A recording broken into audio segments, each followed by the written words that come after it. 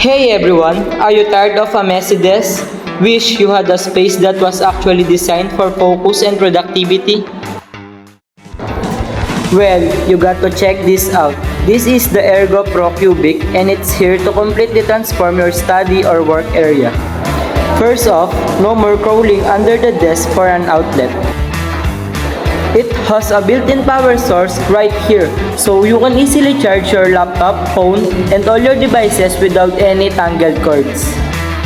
It also comes with spacious storage, perfect for keeping your books, supplies, and everything organized.